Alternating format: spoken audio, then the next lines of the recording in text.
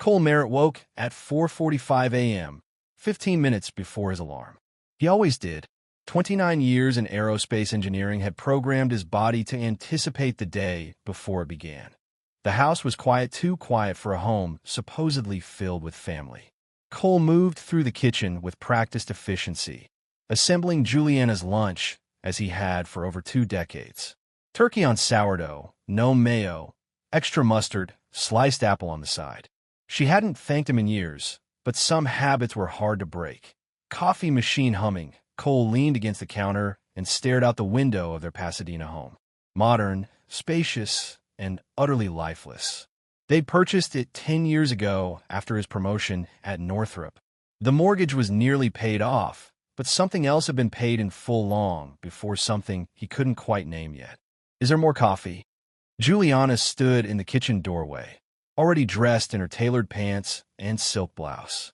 At 49, she maintained the figure and poise that had first attracted him decades ago. Her hair fell in perfect waves around her shoulders, not a strand out of place even at this hour.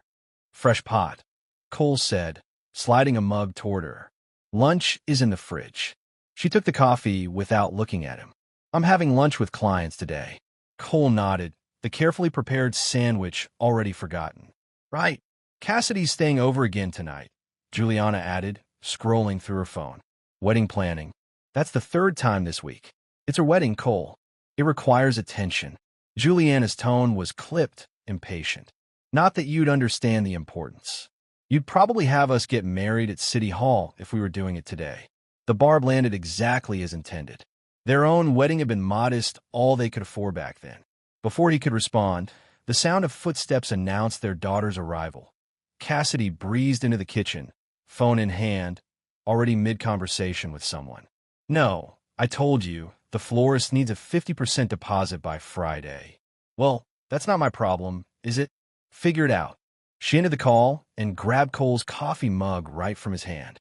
"Morning to you, too," Cole said. Cassidy didn't acknowledge him. Instead, she turned to Juliana. "Mom, we need to finalize the seating chart today. Noah's family is being impossible about the tables."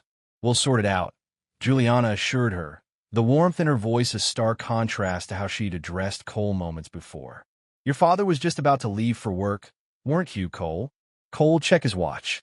He had 45 minutes before he needed to leave, but the dismissal was clear. "I'll get my things." As he left the kitchen, he heard Cassidy's voice drop to a stage whisper. "God, he's so boring, just standing there like a statue." Juliana's laugh followed him down the hall. "He's always been that way, like living with a piece of furniture." Cole pretended not to hear as he gathered his briefcase. His phone buzzed with a notification that momentarily distracted him from their mockery. "Alert! Purchase at Beverly Bridal, $6, 800. He frowned. A wedding dress charge on his credit card that he hadn't been told about. Not the amount, not the purchase, not even when they'd gone shopping. Just another thing happening in his own life that he wasn't privy to. Cole pocketed his phone and headed for the door. Neither woman looked up when he announced his departure. "They treat you like you're invisible," Rhea said, leaning against the doorframe of Cole's office. Her dark eyes were concerned beneath her practical bob cut. As the only other senior engineer who'd been at the company as long as Cole, she'd become his confidant by default. Cole looked up from his computer. "I'm overreacting. A $6,000 charge without even telling you? That's not overreacting." Rhea closed the door and took a seat. "Cole, how long have we known each other?" 15 years. And in 15 years, have I ever told you what you wanted to hear just to make you feel better?" Cole's mouth twitched upward. "Not even once." "Then believe me when I say this. People only push you off cliffs they know you won't jump from." She leaned forward. "You've made yourself too safe, too reliable. They know you'll never call them on their behavior." Cole rubbed his temples. "She's my wife. Cassidy's my daughter. And you're a human being, not an ATM with legs." After Rhea left, Cole stared at his computer screen, but the technical specs blurred before his eyes. On impulse, he opened his banking app and began scrolling through months of statements. The wedding dress was just the tip of the iceberg. Over the past year alone, there were dozens of unexplained withdrawals, charges to restaurants he'd never been to, hotel bills from weekends when Juliana had claimed to be visiting her sister. Some charges were in Cassidy's name, too, expensive purchases that coincided with times she'd asked him for money for textbooks or car repairs. The screen swam before his eyes. This wasn't impulsive spending. This was systematic. And if the pattern extended further back, Cole dove deeper, accessing older statements. 5 years. 10 years. The betrayal appeared to stretch back so far that he couldn't see its beginning. The restaurant buzzed with excited chatter. Cassidy had chosen one of the trendiest spots in downtown LA for the wedding planning dinner, an exclusive place where the wait for reservations stretched months, unless you knew someone. Apparently, Cassidy did. Cole sat at the far end of the table, watching as his daughter held court. She'd grown into a beautiful woman, with Juliana's sleek dark hair and confident posture. But where had she gotten that cold glint in her eye? That sharp tongue that cut people down without remorse? Everyone should have a seating card at their place, Cassidy announced, moving around the table with an elegant box. I hand-wrote them myself. Appreciative murmurs followed as she distributed the ornate cards. Noah, her fiancé, beamed proudly. A handsome guy with an easy smile that didn't quite reach his eyes when he looked at Cole. When Cassidy reached Cole's place, she placed a card down and moved on without a word. Cole turned it over. Cole Merritt. It read, and beneath it, +1 optional. The conversations around him didn't stop, but he felt several pairs of eyes flick toward him, then away. Noah's mother pressed her lips together, clearly uncomfortable. Juliana, seated across from him, took a sip of her wine, the slight curve of her lips visible above the rim of her glass. Cassidy, Noah's father said, too loudly, I think there might be a mistake on Mr. Merritt's card. Cassidy looked over, her face a perfect mask of innocent confusion. What? Oh, she plucked the card from Cole's fingers. Silly me. That was meant for someone else. But she didn't replace it with another. The moment stretched uncomfortably until Noah's mother changed the subject. The dinner proceeded, but Cole felt the humiliation like a physical weight on his chest. He excused himself as soon as it was polite to do so. Outside, in the cool night air, a hand caught his arm. Cole, wait. It was Lori, his sister, who'd driven in from San Diego for the dinner. Her face was tight with anger. You seen what I'm seeing yet? She demanded. You've been living with two shadows, pretending to be people. Lori, not now. Yes, now. Her grip tightened. I've watched them treat you like this for years, and you keep making excuses. That wasn't an accident in there. Your daughter just publicly humiliated you, and your wife enjoyed it. Cole stared at the traffic passing by. What do you want me to do? Make a scene. I want you to wake up, Lori said. I want you to stop being everyone's doormat. Cole gently removed her hand from his arm. I'll see you at home. Cole arrived home before the others. The house was dark and silent, a shell of expensive furniture and artwork that had never felt like a home. He went straight to his study and turned on his computer that a thought had been nagging at him since the dinner. Something Cassidy had said months ago when she thought he wasn't listening. Mom's iPad keeps syncing with Dad's old one in the study. Make sure you text on your phone instead. He opened the bottom drawer of his desk and pulled out the old iPad they bought years ago. He'd stopped using it, but never disconnected it from the family cloud account. It powered on with a soft glow. Notifications immediately began populating the screen. Messages, photos, calendar alerts, all Juliana's. He tapped on the messages first. His heart stopped. There, stretching back years, was a conversation thread between Juliana and someone named Victor Lennox. The most recent message had come through just hours ago. Victor, dinner looked tense. Everything okay? Juliana, fine. Cole has no idea. Never does. Cole scrolled upward through the history. Intimate messages. Explicit photos. Hotel bookings. Plans made and kept while he worked late or traveled for business. And worse messages that included Cassidy. Juliana, Cassidy can cover for me Friday. Cole thinks we're having mother-daughter time. Victor, smart girl, takes after her mother. Juliana, in every way that matters, his fingers trembling slightly. Cole opened the photos. There were hundreds spanning years. Juliana and Victor together. Intimate moments. Vacations he knew nothing about. Then he found the video. Cassidy, filming herself at what looked like a beach house. She turned the camera to show Victor in the background, raising a glass toward her. The real MVP, Cassidy's voice said, laughing. Cole sat in perfect stillness as the reality crashed down around him. The life he thought he had, the family he'd sacrificed everything for, was a fabrication. A cruel joke at his expense. With mechanical precision, he began downloading everything. Every message, every photo, every piece of evidence of a life that had been lived behind his back. His face betrayed nothing as the files transferred. There would be time for feelings later. Now was the time for facts. "You're sure about this?" Eli Tennyson asked, his voice low despite the privacy of the small bar where they Saturday. Cole nodded, sliding a USB drive across the table. After 3 weeks of silent investigation, he'd finally reached out to his childhood friend, now a paralegal at one of LA's most aggressive divorce firms. Everything's there. Bank statements, credit card records, messages, photos. 20 years of lies. Eli pocketed the drive.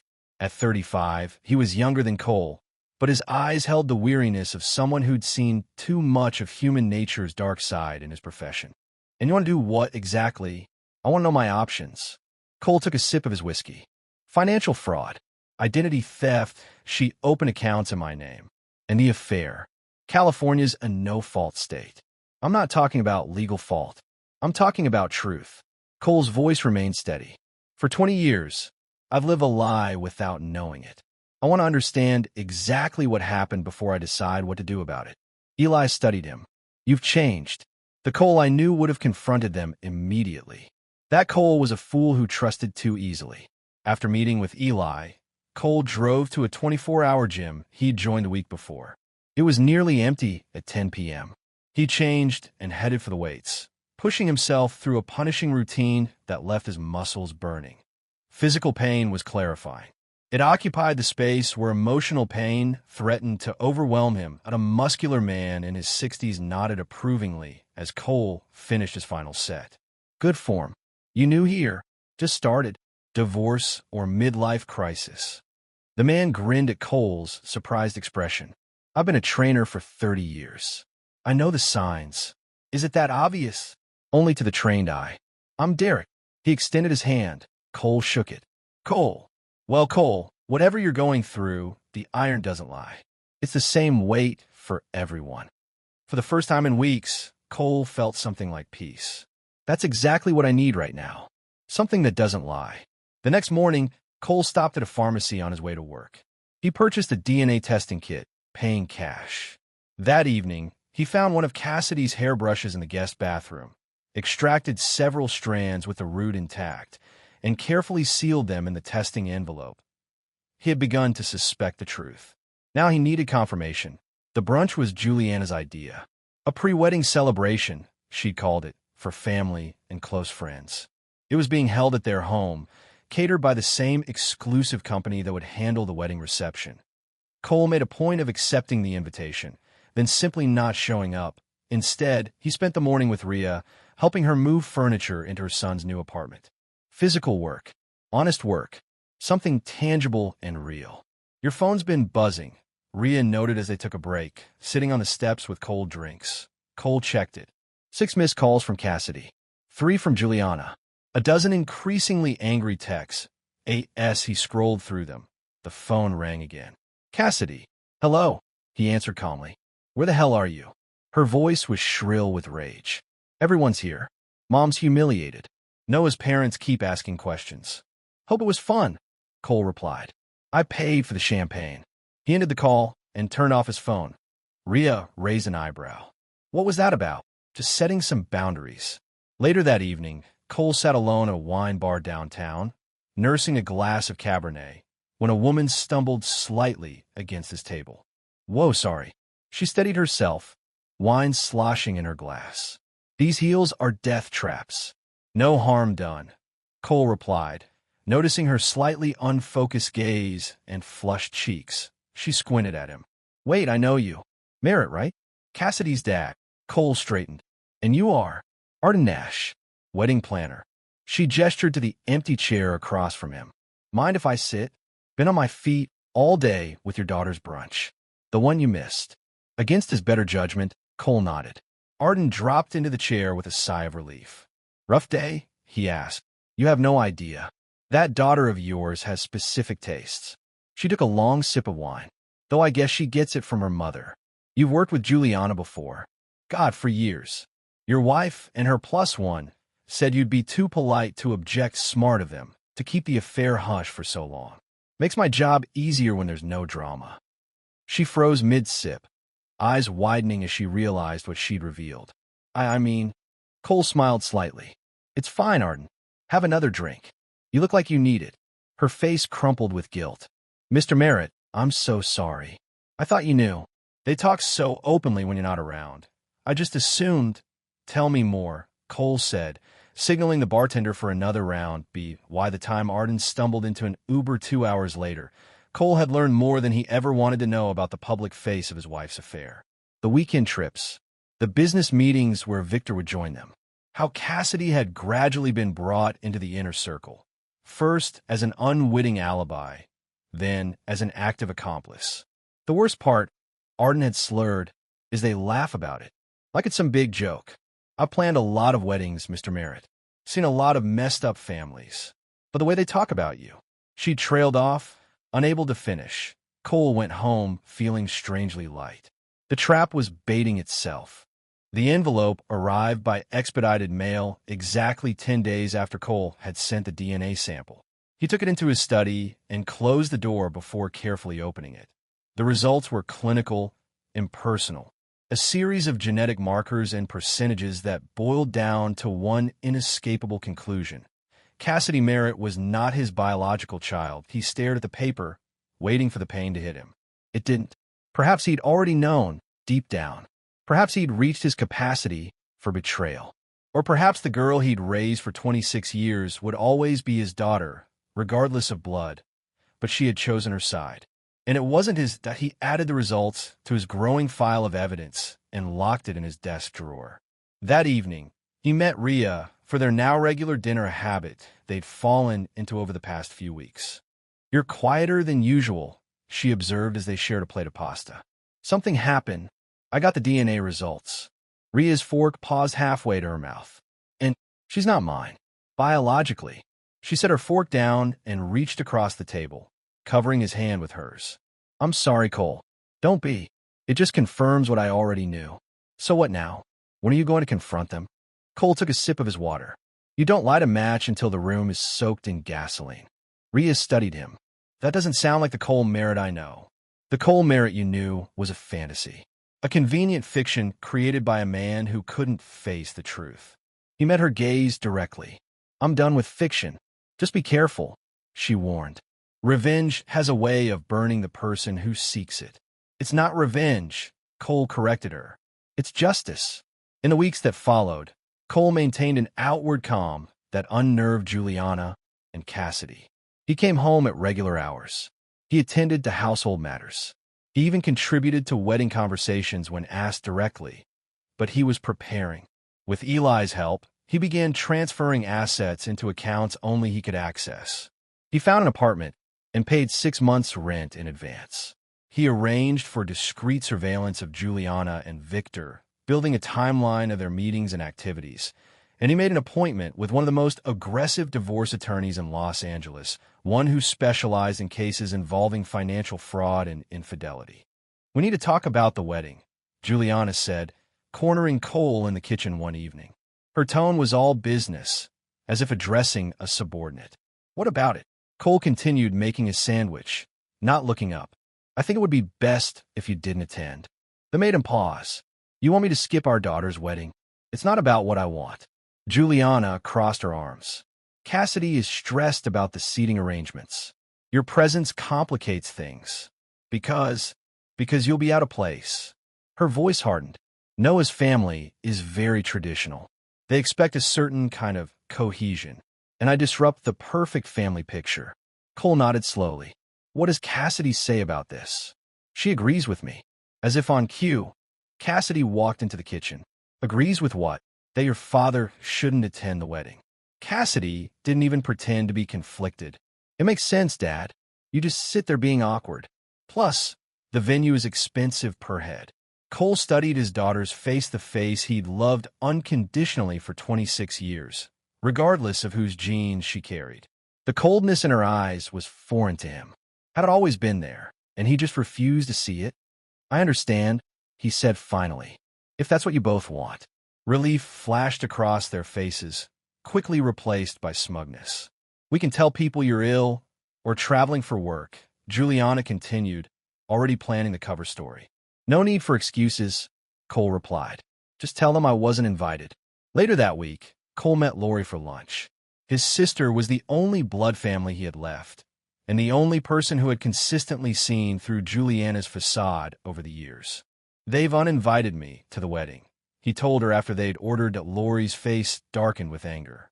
Those manipulative. Don't, Cole interrupted. It's actually perfect. How is being excluded from your own daughter's wedding perfect? Cole leaned forward.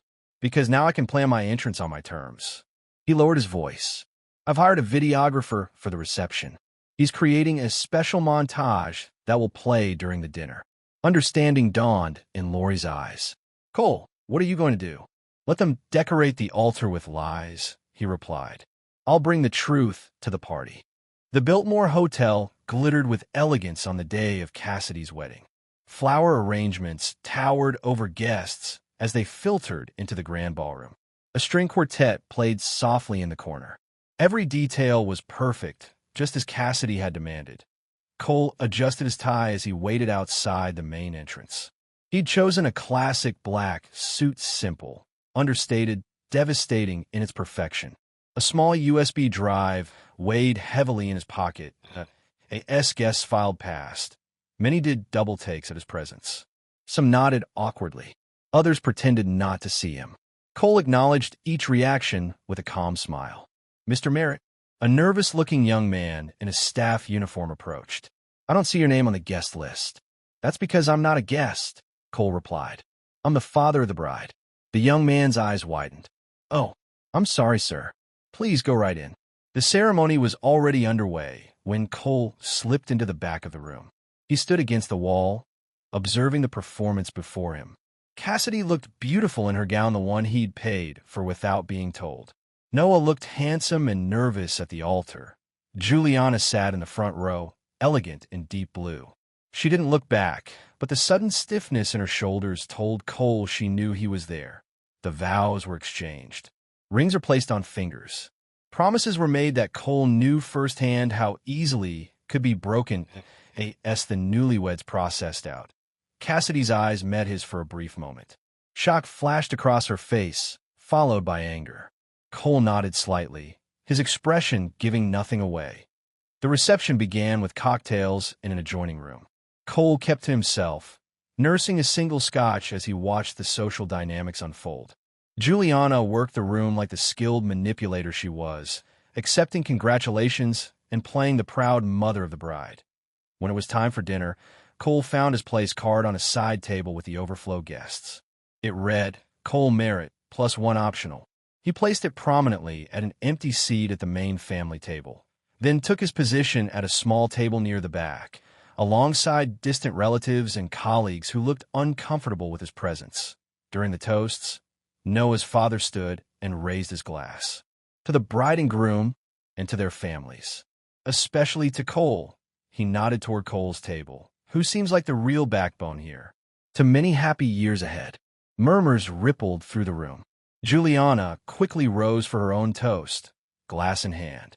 Thank you all for coming to celebrate Cassidy and Noah, she began, her voice honeyed with practiced charm. As a mother, there's nothing more fulfilling than seeing your child find happiness with someone who truly values them.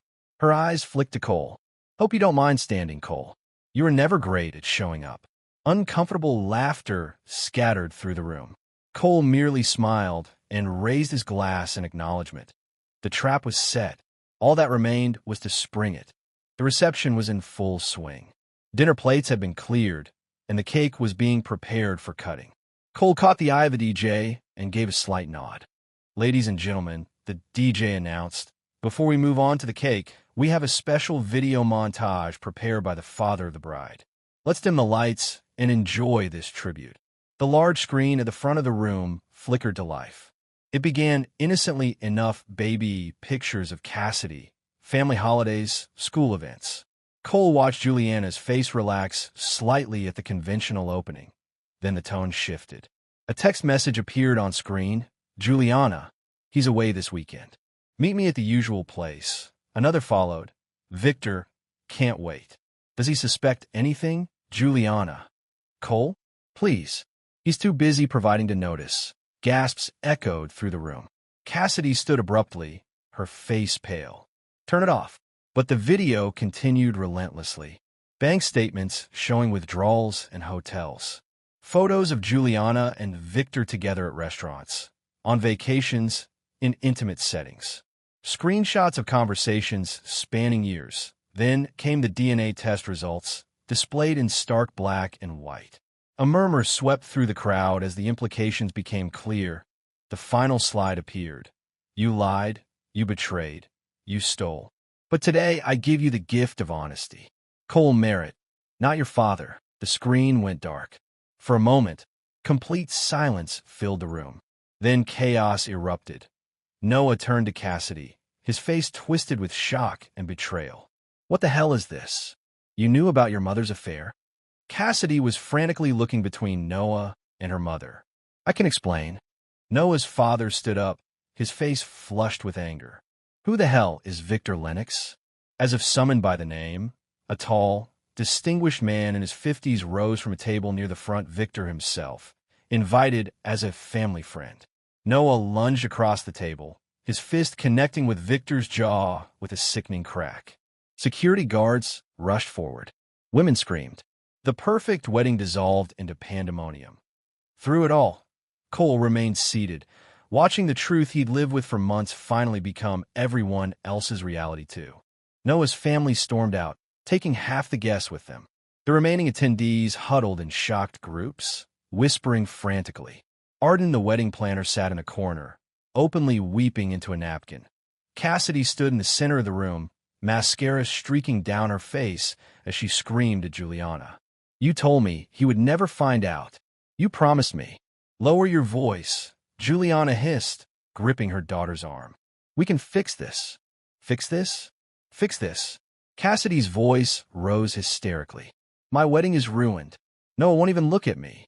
His family thinks I'm trash. Cole moved toward the exit, his mission accomplished. He felt no joy, no triumph, only the quiet certainty that justice had been served. Juliana intercepted him before he reached the door, her face contorted with fury. You miserable, pathetic excuse for a man. You think this changes anything? You think anyone respects what you just did? Cole looked at her, really looked at her, for perhaps the first time in years. The beautiful face that had once seemed so full of love now appeared hollow, the features of a stranger. This wasn't for them, he said quietly. It was for me. You'll regret this, she spat. I'll make sure of it. A smile touched Cole's lips. I already did. That's why I'm done. He walked past her, out into the cool evening air. Behind him, the ruins of a wedding. Ahead, uncertainty, but at least it would be built on truth. The next morning, Juliana was served with divorce papers at the hotel where she'd spent the night. The documents detailed financial fraud, identity theft, and years of documented infidelity. A court order froze their joint accounts pending investigation. Simultaneously, Cole's attorney filed amendments to his will, removing Cassidy as a beneficiary. The trust fund he'd established for her future children remained, but under conditions that left her no direct access to the money. Cole moved into his new apartment that same day, with Lori's help. The space was modest but clean, with large windows that let in natural light. It contained only what he needed, no excess, no pretense. You doing okay? Lori asked as they unpacked the last box. Better than I have in years, Cole replied, and meant it. His phone had been buzzing all day with calls and texts from Cassidy. He finally silenced it without reading any of the messages. Whatever she had to say, it was too late. Around noon, Rhea arrived with takeout. I figured you might need lunch, she said, setting the bags on his new kitchen counter. And company. Thanks. Cole found plates in a half-unpacked box. News travels fast. Like wildfire. Victor Lennox's wife showed up at your house this morning. Apparently, you didn't know either. Cole shook his head. Collateral damage. I'm not proud of that part. She deserved the truth as much as you did, Rhea pointed out. Everyone did. In the days that followed, Cole established new routines. He went to work. He exercised at his new gym. He had dinner with Rhea twice a week. He spoke with his attorney about the divorce proceedings. He ignored the increasingly desperate messages from Juliana and Cassidy. Their problems were no longer his to solve. One evening, his doorbell rang unexpectedly. Cole opened it to find Cassidy standing there, her face drawn and pale. "Can I come in?" she asked, her voice small. Cole studied her for a long moment. "No." Her eyes widened.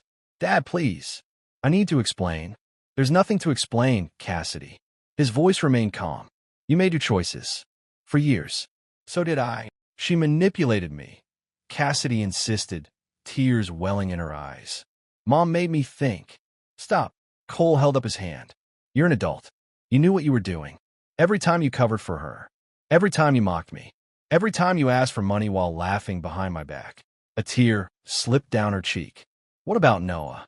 His family won't even speak to me. The wedding's been annulled. That's between you and Noah. Where am I supposed to go? Mom's a mess. The house is no longer my concern." Cole finished for her. "Neither are you. Goodbye, Cassidy." He closed the door gently but firmly, then leaned against it, listening to her sob on the other side. Eventually, her footsteps retreated down the hallway. Cole returned to his armchair and picked up his book. The pain was there, deep and real, but it no longer controlled him. Juliana tried playing victim in public, giving tearful interviews about her mentally unstable husband who had humiliated her family. But the video had gone viral within the wedding industry. Too many people had seen the evidence. Her social standing, built on carefully cultivated lies, crumbled beneath the weight of truth. 1 year later, Cole stood at a podium in a convention center ballroom, delivering the keynote address at an aerospace engineering conference. His presentation on innovative materials for spacecraft had drawn a standing room-only crowd. As he concluded his technical remarks, he allowed himself a brief personal reflection. "Engineering teaches us to respect structural integrity," he told the audience. "A building with a compromised foundation will eventually collapse, no matter how beautiful its facade. The same is true in life." He paused, scanning the crowd. In the third row, Rhea watched him with quiet pride. "Some things break quietly," Cole continued. "Over years, not moments. But when you rebuild, you do it with steel, not forgiveness. You build something that will last because it's honest, even if it's simpler than what came before." Applause filled the room as he stepped away from the microphone.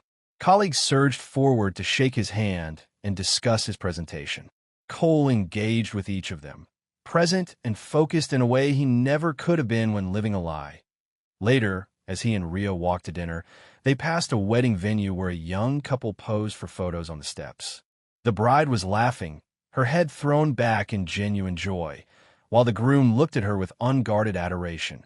Cole paused briefly, watching them, not with envy or bitterness, but with the clarity of someone who understood both the promise and the peril of such moments. "Happy?" Rhea asked, following his gaze. "Content," Cole replied. "It's better." He smiled slightly, not at what he had lost, but at what he had found. Then he turned and walked on, stepping firmly into a future of his own making. The darkness pressed against Otis Mercer's bedroom window, a winter midnight in Montana, as black as a sealed tomb. He lay in bed, fully awake, staring at the ceiling as his military-honed instincts refused to let him rest. Even after years of civilian life, his body maintained its warrior's vigilance. Every creak of the house settling, every whisper of wind against the walls, registered in his mind with tactical precision. His digital alarm clock cut through the darkness. 2:17 a.m. The temperature outside had dropped to 12 degrees, and the heating system groaned against the cold. Otis shifted his 6'4" frame, making the bed springs protest. Sleep wasn't coming tonight. It rarely did when Rylan wasn't home. The boy had been with Jean for his court-mandated weekend visit. Otis hated these visits, hated sending his son into that woman's orbit. But the courts had their rules, and he played by them. For now. His phone buzzed on the nightstand, its screen casting harsh blue light across the room. An unfamiliar number. Otis's stomach tightened late night. Calls carried bad news in their rings. Mr. Mercer. A woman's voice, clinical and precise. This is Nurse Matthews from Kalispell Regional Hospital. The words hit him like artillery fire. What happened? It's your son, Rylan. You need to come immediately. Otis was moving before she finished speaking, muscle memory taking over as he grabbed clothes and car keys. How bad? Sir, it's better if we discuss this in person. Something in her tone made his blood run cold. Please hurry. The line went dead. Otis dressed with mechanical efficiency jeans, thermal shirt, boots. His hands remained steady even as his mind raced through scenarios, each worse than the last. The Glock in his bedside drawer caught his eye. After a moment's hesitation, he left it. Not yet. Outside, his breath clouded in the frozen air as he climbed into his truck. The engine turned over with a growl, and he pulled out onto empty streets. Kalispell slept around him, unaware that someone's world was shattering. The drive to the hospital burned itself into his memory. Empty intersections, yellow lights reflecting off patches of ice. The radio playing soft country music he didn't hear. His knuckles white on the steering wheel as he fought to maintain control. Kalispell Regional materialized out of the darkness, its windows glowing like tired eyes. The emergency room entrance blazed with fluorescent intensity, the automatic doors parting as he approached. A nurse looked up from the desk, recognition flickering across her face. Mr. Mercer? Follow me, please. She led him through corridors that seemed to stretch forever, each step echoing against sterile tiles. The antiseptic smell burned his nostrils, dragging him back to field hospitals in Afghanistan. The metallic undertone that meant blood wasn't far away. They stopped outside a room where two police officers stood guard. Their presence made his pulse quicken, combat instincts rising to the surface. One officer's hand drifted toward his weapon as Otis approached, reading the tension in his frame. Your son is stable, the nurse said softly, touching his arm.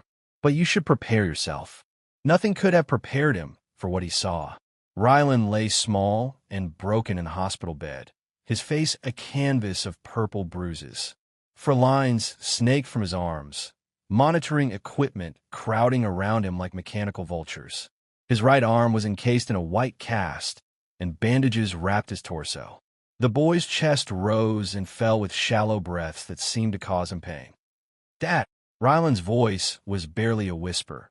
Otis moved to his son's side, careful not to disturb the medical equipment. Every step felt like walking through quicksand. I'm here, buddy. I'm right here.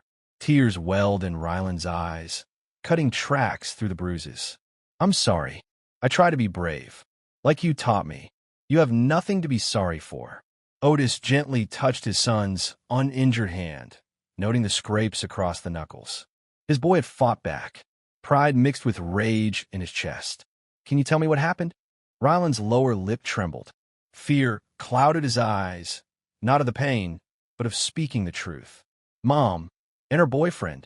He struggled with each word, as if they caused physical pain. They said if you don't give her the house, they'll keep hurting me. The words hung in the air like poison gas. Otis felt something shift inside him. A door opening to a dark place he'd kept locked since leaving the Rangers.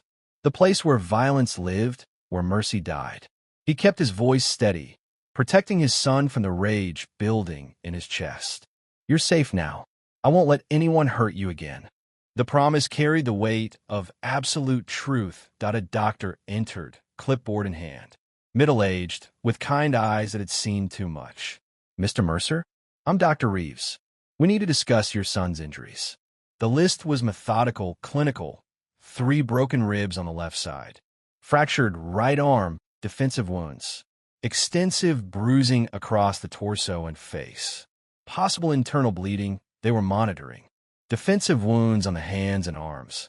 Each injury told a story of deliberate cruelty of calculated abuse designed to cause maximum pain without fatal damage. The pattern of injuries, Dr. Reeves said carefully, suggests multiple impacts with both fists and what appears to be a belt or similar object. This wasn't a single incident of rage. It was systematic. Otis absorbed every detail, building a mental catalog of each wound, each mark. Evidence. Ammunition. How long? The bruising shows different stages of healing. I'd estimate the abuse has been occurring over several weeks, escalating in severity. Several weeks. The words hit Otis like physical blows. His son had been suffering, and he hadn't known. Hadn't protected him. The police will want to take your statement, Dr. Reeves added, glancing at the officers outside. But your son needs rest first. We've given him medication for the pain, and he should sleep soon. Otis nodded, his mind already mapping out what needed to be done. He stayed until Ryland's eyes fluttered closed, watching the rise and fall of his chest. Only then did he step into the hallway to speak with the officers. Detective Farrow introduced himself with a handshake that was too firm, too eager. His partner hung back, taking notes without speaking. Something about Farrow set off warning bells in Otis's mind. The smile that didn't reach his eyes, the carefully cultivated appearance of concern.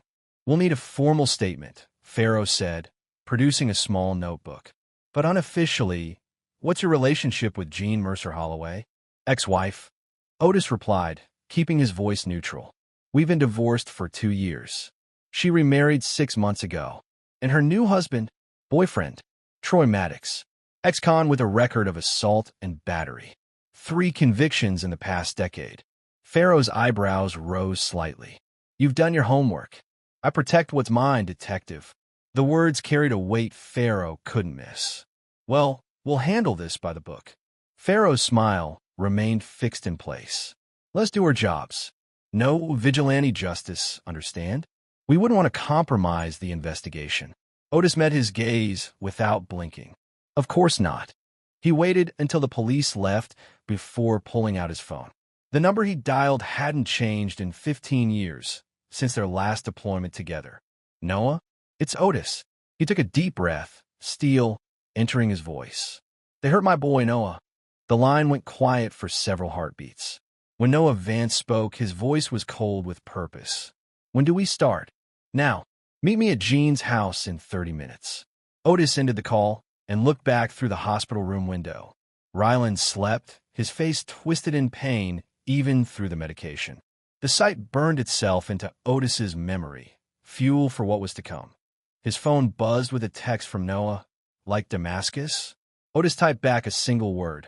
Worse. He touched the glass, separating him from his son, making another silent promise. Jean thought she knew him, thought she could control him through Ryland. She was about to learn how wrong she was. The man she'd married, the one who played by society's rules, that man was gone, that in his place stood someone else. Someone she'd created with her own cruelty. Walking out of the hospital, Otis felt the change settling over him like armor. The civilian facade falling away, revealing the warrior beneath. Jean wanted to play games with pain and fear? Fine, he'd show her what real monsters looked like. The drive to Jean's suburban home gave Otis time to plan. Streetlights cast pools of yellow light on empty sidewalks as he navigated through the affluent neighborhood. Here, money bought the illusion of safety-perfect lawns and white picket fences hiding their own dark secrets. Jean's house stood apart, newer and more expensive than its neighbors. Bought with money she'd taken from him in the divorce, Noah's black pickup was already parked a block away, its dark shape blending with the shadows. He emerged as Otis approached, moving with the same deadly grace he'd had in the Rangers. Even in civilian clothes, Noah carried himself like a predator, alert, dangerous, ready. They clasped hands briefly, no words needed between them. 15 years of combat missions had forged a bond deeper than blood. You sure about this? Noah asked finally, his breath misting in the cold air. She crossed the line. Otis's voice was flat. She hurt my son. I got Overwatch. Noah checked his phone, showing a tactical map of the area. 2 escape routes marked. No police scanners active in the zone. She won't call them. Otis adjusted his jacket. She likes to handle things personally. The porch light clicked on before Otis could knock. Jean opened the door, wearing an expression of practiced concern, her blonde hair perfectly styled despite the hour. She wore expensive silk pajamas under a designer robe, always performing, always conscious of appearances. The sight of her made his stomach turn. Otis. Her voice dripped false sweetness. What brings you here so late? Cut the act, Jean. You know why I'm here. She stepped aside, gesturing for him to enter. The house was immaculate, everything arranged with obsessive precision. Family photos lined the walls, pictures of her and Rylan, carefully staged to show the perfect mother-son relationship, the kind of lies Jean specialized in crafting. Would you like some coffee? She asked, moving toward the kitchen. We should discuss this civilly. Like adults. Discuss what? How you let your psychopath boyfriend beat my son. Otis remained standing, watching her movements. Or how you watched it happen. Jean's mask slipped for just a moment, revealing the darkness beneath. Her eyes went cold, reptilian. Accidents happen, Otis. Children fall. They get hurt. But you could prevent future accidents. Is that what this is? Extortion. Such an ugly word. She opened a cabinet, taking out an expensive coffee mug. Her hands were steady, practiced. I prefer to think of it as negotiation. We both want what's best for Rylan, don't we? Best for Rylan. The rage inside him burned white-hot, but Otis kept his voice steady. He's in a hospital with broken bones. And whose fault is that, really? Jean turned to face him, leaning against the granite countertop. Her smile was razor-sharp. You could end this, Otis. Sign over the house, and maybe Rylan won't have to suffer anymore. Unless, of course, you're willing to gamble with his life. You think you know me. Otis stepped closer, watching her confidence waver. You think because I've played by the rules, followed the court orders, that means I'm weak. Aren't you? She tilted her head, studying him. The dutiful ex-husband, so careful to keep the peace. So afraid of losing custody that you'll swallow any insult, any provocation. You never understood what that control cost me. His voice dropped lower, dangerous. What I'm capable of when someone threatens my family. Are you threatening me, Otis? Jean's hand drifted toward a kitchen drawer. In my own home? No, Jean. I'm educating you. He smiled then, and something in his expression made her step back. You thought hurting Rylan would break me. Make me give you what you want. But you miscalculated. Did I? She moved sideways, trying to maintain distance between them. Look at you, coming here in the middle of the night, desperate to protect your precious boy. Sounds broken to me. No, you just reminded me of who I really am. What I was before I met you. Otis's eyes never left her face. The man who played house with you, who tried to be civilized, he's gone. You killed him when you hurt our son. Such drama. But her voice wavered slightly. Troy won't like you threatening me. Troy should worry about himself. Otis turned to leave, then paused. Tell him to watch his back. And Jean, remember what happened to the last person who threatened my family. You can't touch me. Her composure cracked, showing fear beneath. I'll call the police. No, you won't. Because deep down, you know what's coming. He met her eyes one last time. You created this situation, Jean.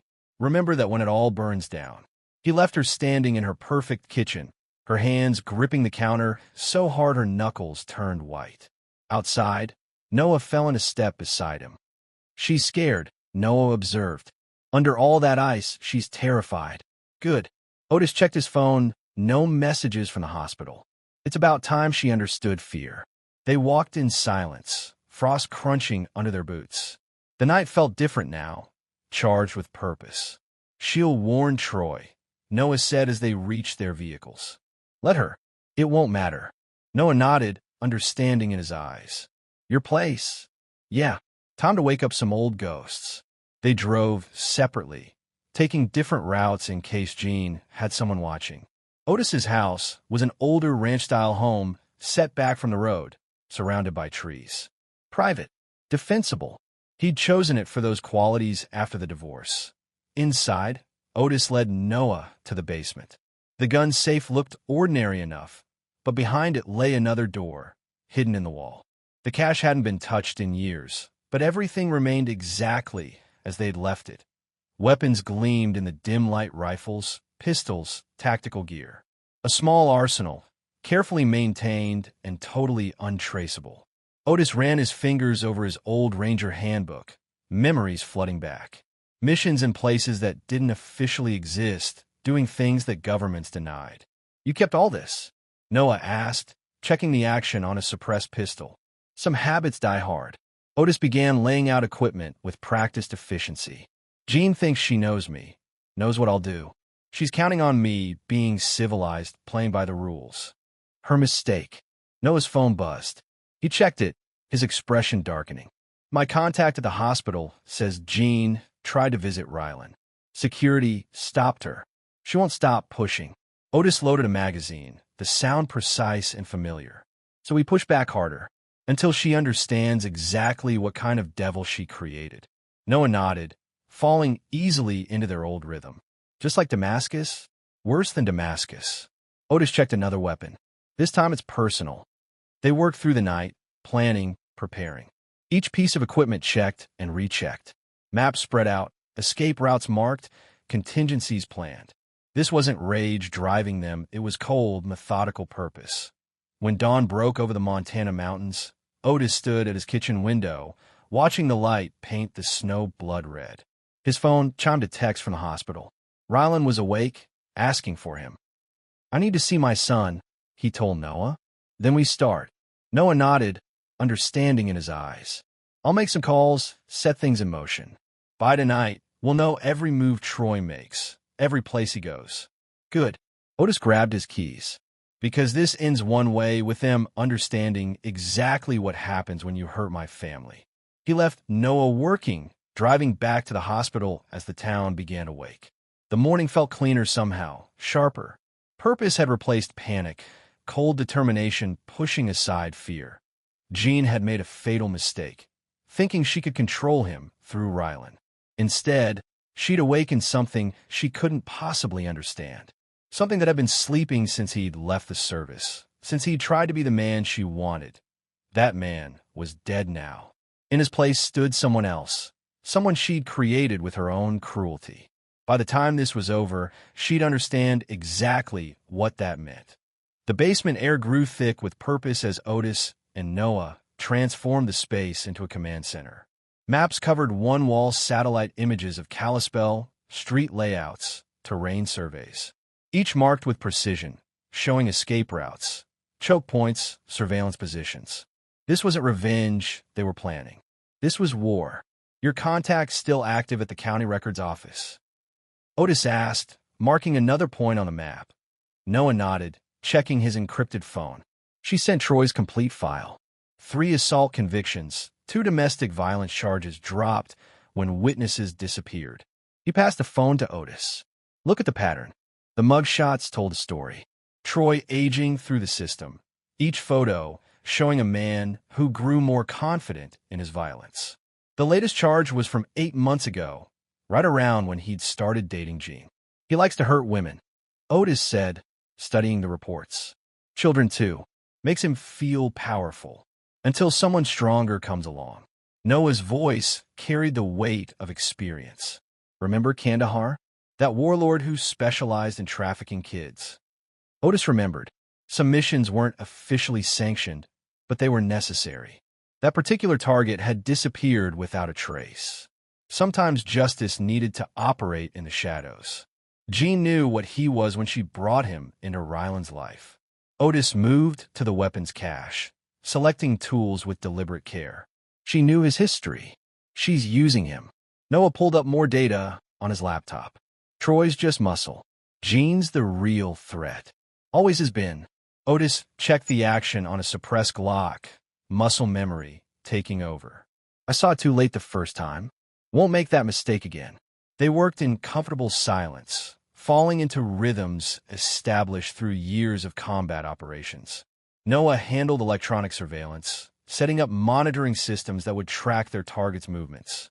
Otis focused on tactical planning, mapping out scenarios and responses. "Your med contact sent Ryland's full report," Noah said after a while, his voice tight with anger. "X-rays show old fractures, partially healed. This wasn't the first time." Otis's hands stilled on the weapon he was cleaning. How long? Based on bone healing rates? At least 2 months. They've been hurting him and covering it up. Noah turned the laptop so Otis could see. Look at the bruise patterns. Professional work, designed to cause pain without leaving obvious marks. The rage that had been simmering in Otis's chest crystallized into something colder, more focused. Troy's done this before. It's in his file, beating kids where it doesn't show. Jean knew that when she chose him. She's playing a longer game. Noah pulled up property records. That house you bought together? Its value tripled after the tech company announced their new campus nearby. She wants it back. Using Rylan as leverage, Otis moved to the planning table, spreading out surveillance photos. She always did know how to hurt people where they're weakest. Noah watched his friend work, recognizing the transition happening. The civilian facade falling away, revealing the operator underneath. They'd seen it before, in men pushed too far. Damascus Protocol? Noah asked quietly. Otis nodded. With modifications. This isn't about a quick kill. It's about dismantling their world piece by piece. The Damascus Protocol had been their unit's specialty. Systematic destruction of enemy infrastructure, physical and psychological. Breaking an opponent's will to fight before landing the final blow. Troy first. Otis continued, marking locations on the map. He runs illegal fights out of that bar on the east side. Takes bets, deals drugs on the side. It's his power base. Take that away.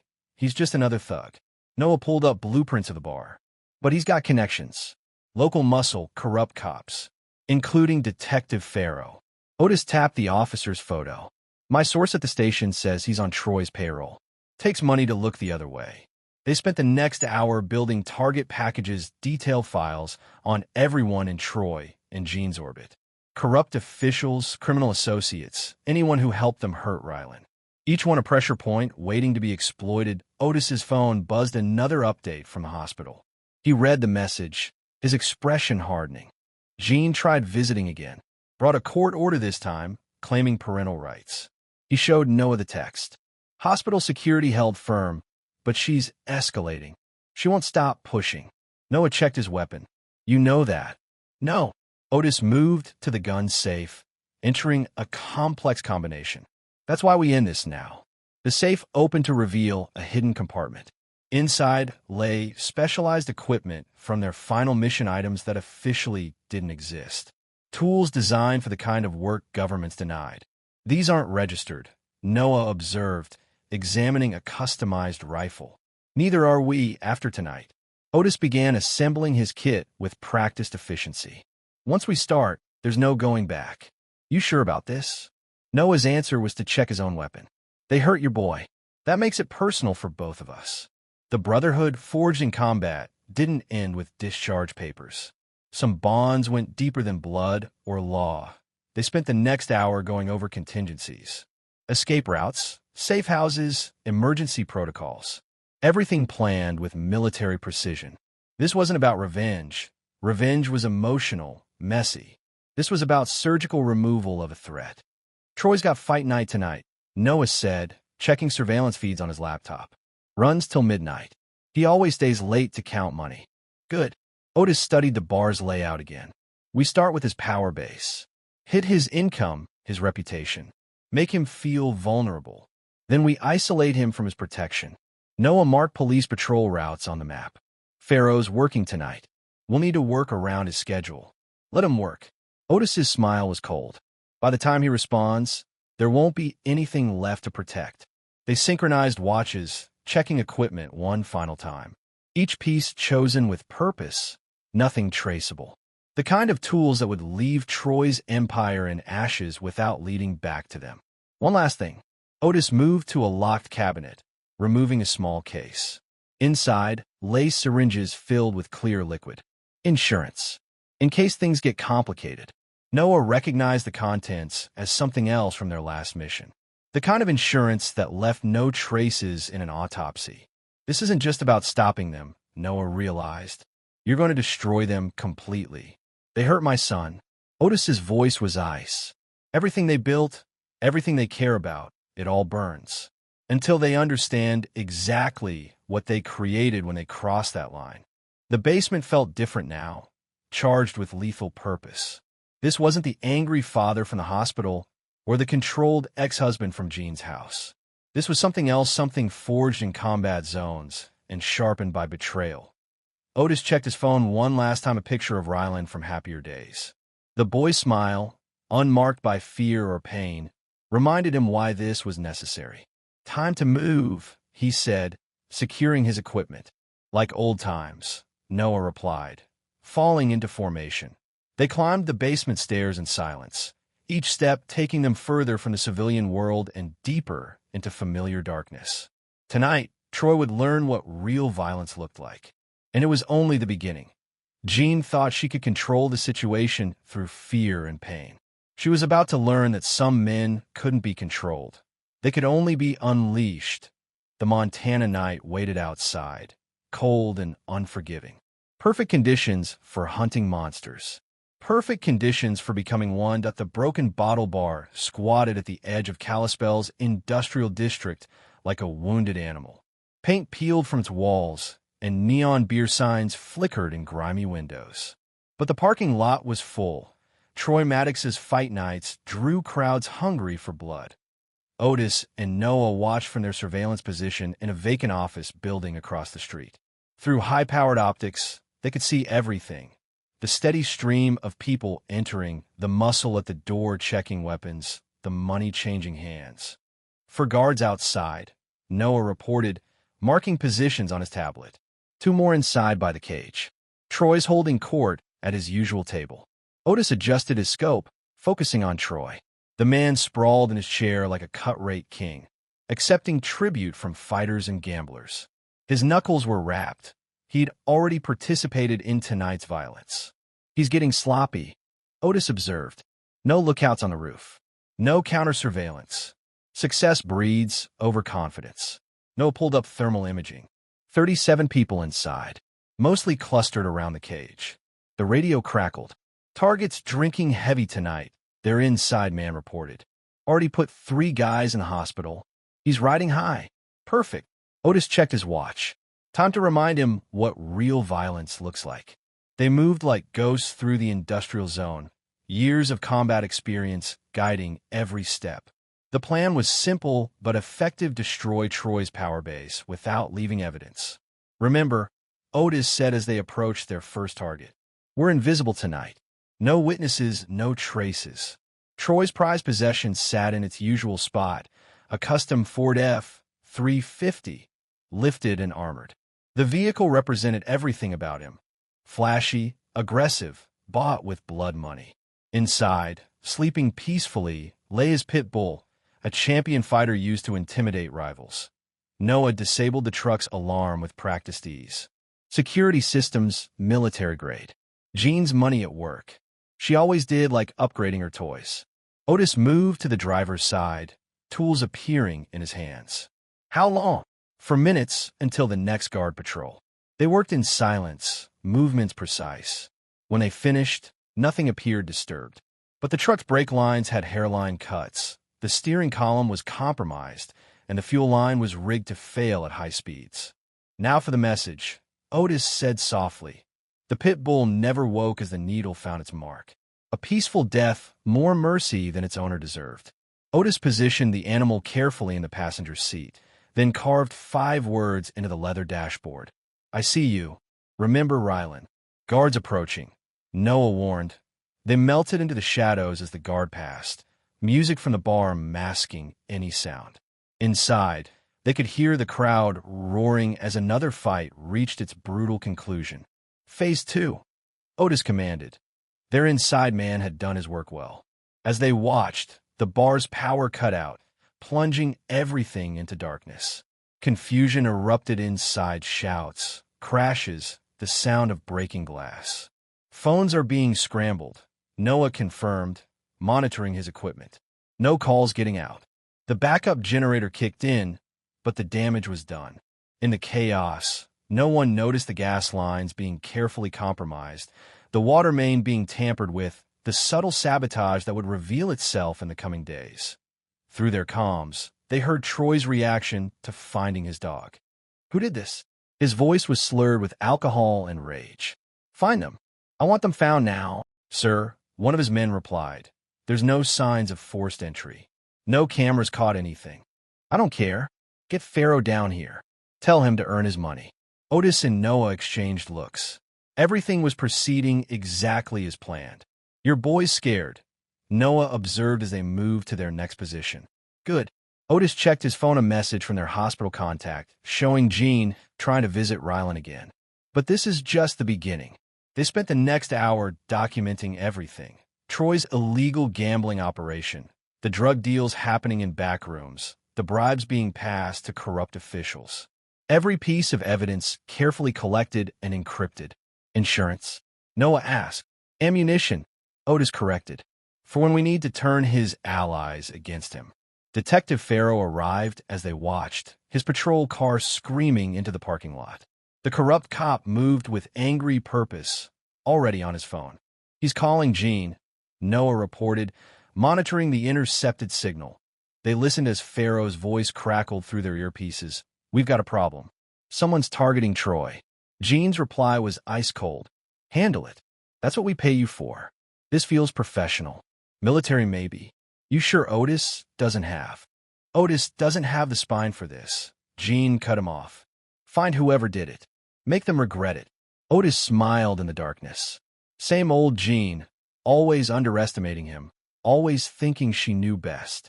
Her mistake. They watched Pharaoh coordinate with Troy's men, setting up searches that would find nothing. The night was ending, but their work was just beginning. Time to move, Otis said as the bar began emptying. Phase 3 starts tomorrow. Troy's rattled. No one noted as they retrieved their gear. He'll make mistakes. Count on it. Otis's voice was cold. Fear does that to men like him. Makes them stupid. They drove separately back to their safe house, maintaining communication through encrypted channels. The night's work had been precise, professional, just like their military days. But this was personal in a way their missions had never been. Otis's phone buzzed with a message from the hospital. Rylan was having nightmares again, calling out in his sleep. The rage that drove him burned colder, sharper. Troy thought he knew violence because he could beat defenseless children. Jean thought she understood power because she could manipulate and hurt. They were about to learn how wrong they were. Real violence wasn't about brute force. Real power wasn't about causing pain. It was about precision. Control. The systematic dismantling of everything your enemy held dear. And Otis was just getting started. Update from my contact at the station. Noah reported as they regrouped. Troy's pulling in favors, trying to find us. He's offering money for information. Let him spend it. Otis began planning the next phase. Every resource he wastes is one more weakness we can exploit. He's calling in muscle from Missoula. Professional tough guys. Good. Otis's smile was predatory. More witnesses for what's coming. They spent the rest of the night monitoring their surveillance feeds, watching Troy's world begin to crack. The fear was spreading through his organization, whispers about ghosts in the night, about someone methodically hunting them. Boss, one of Troy's lieutenants said, his voice caught on their directional microphones. Maybe we should back off. Just give Mercer what he wants. The sound of flesh hitting flesh echoed through their earpieces. We don't back off, Troy snarled. We hit back harder. Find his kid. Send him home in pieces. Otis's expression didn't change, but the temperature in the room seemed to drop. Record that, he told Noah. Add it to the evidence file. Already done. Noah's fingers moved across his keyboard. Want me to send it to Pharaoh? Not yet. Let them think they're still in control. Dawn was approaching, painting the Montana sky in shades of blood and gold. They'd struck the first blow, planted the first seeds of fear. Now it was time to water them with precision and pain. Get some rest, Otis told Noah. Tomorrow we escalate. But sleep wouldn't come easy. Not with Rylan's bruised face haunting him. Not with the knowledge that Jean and Troy were still breathing free air. They thought they knew what was coming. Thought they could prepare for it. They were wrong. This wasn't about revenge anymore. It was about justice. The kind that couldn't be found in courtrooms or prison cells. The kind that came in the night, wearing a father's face and carrying a warrior's weapons. Troy had learned the first lesson about fear tonight. Tomorrow, he'd learn about pain. And after that, Jean would learn what happened when you created a monster you couldn't control. Morning brought no peace to Kalispell Regional Hospital. Otis sat beside Ryland's bed, watching his son struggle through another nightmare. The boy's face twisted in fear, his good hand clutching the sheets. "Dad!" Ryland's eyes snapped open, wild with panic. "Are you really here?" "I'm here, buddy." Otis leaned forward, keeping his voice steady. "You're safe. Mom was here." "In my dream." Ryland's voice shook. She was smiling, but her eyes were wrong. A nurse appeared in the doorway, holding a package. "Mr. Mercer?" This came for Ryland. Otis intercepted the delivery before it reached his son. No return address, but he recognized Jean's elegant handwriting. Inside lay a child's drawing pad and colored pencils. "What is it?" Ryland asked. "Nothing important." Otis tucked the package away, but not before seeing what Jean had drawn: disturbing sketches of Ryland hurt, bleeding, broken.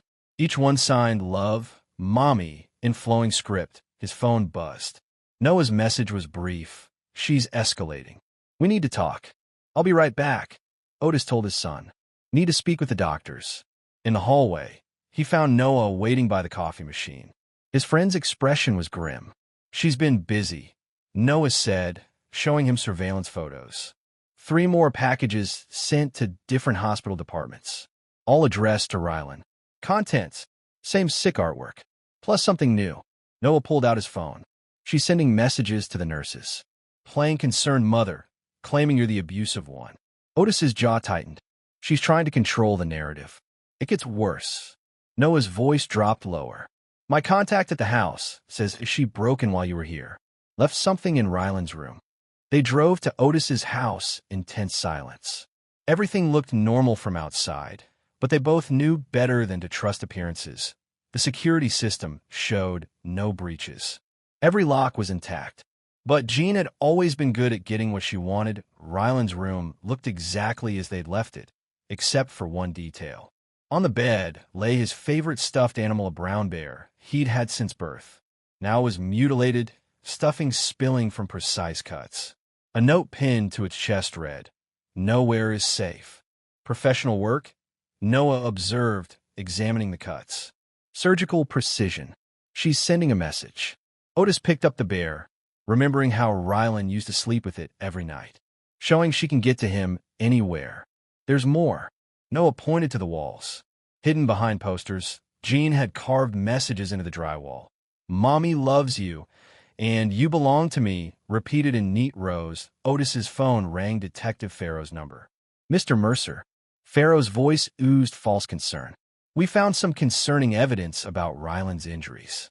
I need you to come to the station." "What evidence?" "Let's discuss it in person. Unless you have something to hide, I'll be there in 30 minutes. Otis ended the call, turning to Noah. "They're making their move." "It's a trap," Noah warned. "Jean's trying to shift blame, get you arrested." "I know." Otis smiled coldly. "But she's not the only one who's been gathering evidence." At the police station, Farrow waited in an interview room, a thick file on the table before him. 2 other officers stood guard, trying to look intimidating. "Thanks for coming in." Farrow gestured to a chair. "We have some questions about your relationship with Ryland." "Do you?" Otis sat calmly. "Or did Jean pay you to ask them?" Farrow's smile slipped slightly. "We have witnesses placing you at the scene when Ryland was injured." "Really?" "The same witnesses who saw Troy beating him? The ones you paid to stay quiet." "Careful, Mr. Mercer." Farrow leaned forward. "Accusations against a police officer are serious. So is taking bribes to cover up child abuse." Otis placed a USB drive on the table. "Want to see your account numbers? The payments from Troy? The text messages coordinating cover-ups." The color drained from Farrow's face. "Where did you get that?" "I protect my son, Detective. Something you forgot when you took their money." "You're bluffing." "Am I?" Otis stood slowly. "Check your private accounts. The ones in the Caymans. I wonder how your superiors would react to those transfers." Farrow's hand moved toward his weapon. "Are you threatening me?" "No, I'm educating you." Otis turned to leave. "Ask Jean about Damascus. Ask her what happened to the last corrupt cop who try to hurt my family. Outside, Noah was waiting in their surveillance vehicle. How'd it go? She's getting desperate. Otis checked his phone, more messages from the hospital about Jean's psychological warfare. Using Pharaoh to try to get custody. Want me to release the evidence? Not yet. Let her think she's winning. They drove past the hospital, watching Jean's black Mercedes pull into the parking lot. She stepped out wearing expensive clothes, playing the part of concerned mother perfectly. Security won't let her in, Noah assured him. She's not trying to get in. Otis watched her perform for witnesses, crying crocodile tears for smartphones recording her distress. She's building a case. Poor mother denied access to her injured son. Smart play. She always was good at manipulation. Otis's voice hardened, but she made a mistake going after Rylan this way. Back at their safe house, they monitored the day's developments. Jean's psychological attacks continued, more drawings sent to Rylan, more staged scenes of maternal concern, more whispered accusations about Otis to hospital staff. She's trying to break him, Noah observed, watching surveillance feeds. Death by 1,000 cuts. I know. Otis cleaned his weapons with mechanical precision. That's why we moved tonight. Troy's Fight Club. No, something more personal. Otis showed him surveillance photos of Troy's private gym. He works out alone after midnight. No witnesses. You're going to make it hurt. I'm going to make it educational. Otis checked his tactical gear. He needs to understand consequences. As night fell, they prepared for the next phase. Jean's psychological warfare had escalated the timeline, but that only made things clearer. No more subtle messages. No more warnings. Otis's phone chimed with another hospital update. More of Jean's artwork had arrived, pictures of Rylan broken and bleeding, each one more detailed than the last. She won't stop, Noah said quietly. No. Otis loaded his weapons with cold precision. That's why we end this tonight. They moved through the darkness like ghosts, leaving Jean to play her psychological games. She thought she was in control, thought she could break them through fear and pain. She was about to learn the difference between inflicting pain and understanding it, between causing fear and mastering it. Tonight, Troy would learn what real violence felt like. And after that, Jean would learn what happened when you pushed a warrior too far. When you hurt the one thing he'd die to protect. She wanted to play games with pain? Fine. Class was in session. Midnight painted Kalispell's hiking trails in shades of silver and black. A half-moon hung above the mountains, providing just enough light for hunting. Otis and Noah moved through the forest with practiced silence, approaching Troy's private training spot. Targets alone, Noah reported through their comm link. 2 miles into his usual route. They'd studied Troy's habits meticulously. Every night after the fights, he'd run these trails, a ritual he thought made him tough. Tonight would teach him different lessons about toughness. Remember, Otis's voice was cold in the darkness. This isn't quick. This is education. They split up, taking parallel paths through the woods. Troy's running footsteps echoed ahead, heavy and confident. The sound of a man who'd never faced real predators. Otis clicked his radio, twice the signal. Noah's voice crackled back. In position. Troy rounded the bend, breath steaming in the cold air. He wore expensive running gear and carried himself with the arrogance of someone used to being feared. That would change. The first warning came as a whisper through the trees. You hurt my son. Troy spun, fist raised. Who's there? You beat a child. Otis's voice seemed to come from everywhere. Made yourself feel strong. Mercer. Troy pulled out a pistol, sweeping it in wild arcs. That you, tough guy? Finally grew some spine. Put the gun down, Troy. It won't help you. Yeah. Troy fired 3 shots into the darkness. Come out and face me like a man. The gun disappeared from his hand, stripped away so fast he barely felt it. Otis materialized from his shadows, holding Troy's weapon. Like a man. Otis's voice was conversational. You mean like how you faced my 10-year-old son? Troy swung a wild punch. Otis caught his fist and twisted, bringing the larger man to his knees with mechanical precision. You're making this harder than it needs to be. Otis applied more pressure, feeling tendon strain. We're going to have a conversation about consequences. I'll kill you. Troy tried to rise, but a boot to his spine put him back down. You think you scare me? No. Otis released him, stepping back. Not yet, but I will. Troy scrambled up, spitting blood and rage. Jean was right about you. Weak, pathetic, playing by the rules while real men take what they want. Real men. Another blow put Troy back on his knees. Real men don't hurt children. Your kid.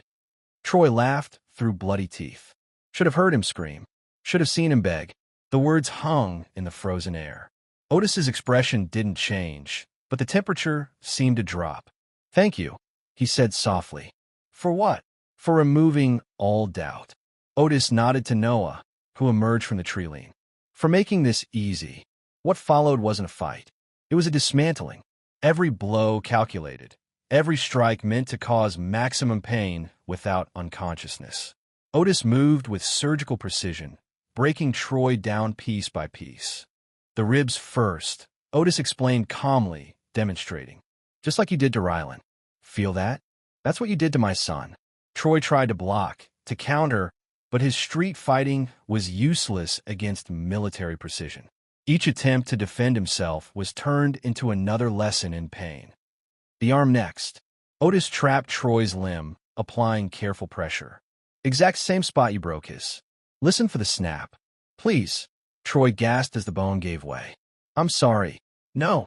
Otis's voice remained steady. You're not sorry you hurt him. You're sorry you're facing consequences. Noah watched from the perimeter, keeping guard while documenting everything. Evidence, he knew. Ammunition for what was coming. Jean will kill you for this. Troy spat between broken teeth. Jean. Otis knelt beside him. Jean's not coming. Just like she didn't stop you from hurting Rylan. She just watched, didn't she? Encouraged it. Troy's eyes widened. How did you? Because I know her. Know how she thinks. Otis checked his watch. She's probably calling you right now, wondering why you're late. As if on cue, Troy's phone rang in his jacket. Otis retrieved it, putting it on speaker. Troy. Jean's voice was impatient. Where are you? We need to discuss the next phase. He's learning. Otis answered. About actions and consequences. The line went silent for 3 heartbeats. Otis. Hello, Jean. Troy can't talk right now. He's understanding what real pain feels like. If you hurt him like you hurt our son. Otis's voice carried Arctic chill. Too late. But don't worry. He's still breathing. For now, I'll call the police. No, you won't. Because then you'd have to explain the videos. The text messages. All that evidence of you orchestrating Rylan's abuse. Another silence. Then, what do you want? I want you to understand what you created. Every time you hurt Rylan, every time you let this animal touch our son, you built this moment. Remember that. Otis ended the call, turning back to Troy. She won't help you. That's not what she does. She watches others suffer and smiles. Just kill me. Troy wheezed through broken ribs. Kill you. Otis smiled. No, you don't get to die fast. The next hour was a masterclass in control violence. Every technique Troy had used on Rylan was repeated back to him with professional expertise. By the end, he hung suspended from a tree alive, but wishing he wasn't. The police will find you soon, Otis told him. They'll assume suicide, guilt over what you did. And you'll let them think that, won't you? Troy managed a weak nod. Because if you don't, if you try to tell them what really happened, the videos of you hurting my son go public. Your entire organization gets exposed. Everything burns. What? Troy's voice was barely a whisper. Why not just kill me? Because death is too quick. Otis checked his restraints one final time. You need to live with this. Remember it every time you look in a mirror. Every time you think about hurting someone weaker. They left Troy hanging there, broken but breathing. A message to others who might follow his path. But more importantly, a message to Jean that I in the car. Noah reviewed the footage. She'll escalate after this. Go for Rylan directly. I know. Otis cleaned blood from his knuckles with mechanical precision. That's what I'm counting on. His phone buzzed another message from the hospital. Jean was there again, but something was different. The security feeds showed her smiling as she left. She's planning something, Noah observed. Good. Otis started the engine. Let her plan. Let her think she's in control. They drove through the night, monitoring police channels as Troy was discovered. Just as predicted, the scene was ruled an attempted suicide. No questions asked, no investigation needed. But Jean's reaction was more concerning. No anger, no threats, just that cold smile as she left the hospital. She's going to take him, Noah said finally. Try to hurt you through Rylan one last time. Yes. Otis's expression hardened. And when she does, she'll learn what happens when you push someone too far. When you create something you can't control. The Montana night stretched ahead of them, cold and unforgiving. Somewhere in that darkness, Jean was making plans, thinking she still held the power. She was about to learn differently. About the monster she'd created with her own cruelty, the devil she'd unleashed with her own hands. The hospital corridor echoed with urgent footsteps as Otis ran toward Ryland's room. Emergency lights cast red shadows on the walls. The power had failed 10 minutes ago, plunging entire floors into darkness. Security cameras are down. Noah's voice crackled through his earpiece. Backup generators been sabotaged. Otis rounded the corner at full sprint. The guard who should have been at Ryland's door was sprawled unconscious on the floor, a needle mark visible on his neck. The room was empty. The bed sheets were twisted, showing signs of struggle. On the pillow lay a note written in Jean's elegant hand, smeared with Ryland's blood. Let's finish this. Just you and me. Noah. Otis's voice was arctic cold. Tell me you have eyes on them. Working on it. She disabled the hospital security system, but I've got traffic cams. Noah's fingers flew across keyboards at their command center. Black Mercedes heading north on Highway 93. 2 heat signatures inside. Otis knelt by the fallen guard, checking his pulse. Still alive? Jean wanted witnesses. How long ago? For minutes. She's good time the power failure with shift change. Use the chaos for cover. She's not good. Otis stood, already moving. She's desperate. Patch me through to Detective Farrow. The line clicked after 2 rings. Mercer? Little busy with Troy's suicide. Jean took Rylan. Otis's voice cut like a blade. 4 minutes ago. She's heading north on 93. Christ. Farrow's corrupt bravado cracked. Look about before. Save it. You want redemption? Get units on the highway. But understand this, anyone who helps her disappear with my son dies first. Clear, clear. Farrow's voice shook slightly. I'll make the calls. Otis reached his truck, engine roaring to life. Noah, give me a route to intercept. She's taking back roads now, heading toward the old cabin property. Noah's voice carried grim understanding. The one you bought her during the marriage. Of course. Otis pressed the accelerator harder. She's making it personal. The cabin lay deep in Montana's wilderness, accessible only by unmarked roads. They'd spent summers there before the divorce, before Jean showed her true nature. She's got 10 minutes on you, Noah reported. But she's moving cautious, avoiding patrols. Because she wants me to follow. Otis checked his weapons. This is her endgame. Surveillance shows she's been planning this. Stocked the cabin last week. Installed security cameras. What else? Thermal imaging shows she reinforced the doors. Added bars to the windows. Noah paused. She's got Ryland's medication there. The implications were clear. Jean wasn't just running. She was setting a stage for her final performance. Otis's phone rang. Jean's number. Missing something. Her voice carried that familiar, cruel amusement. If you hurt him, you'll what? Kill me? Like you killed Troy. She laughed softly. No, Otis. You're going to listen very carefully.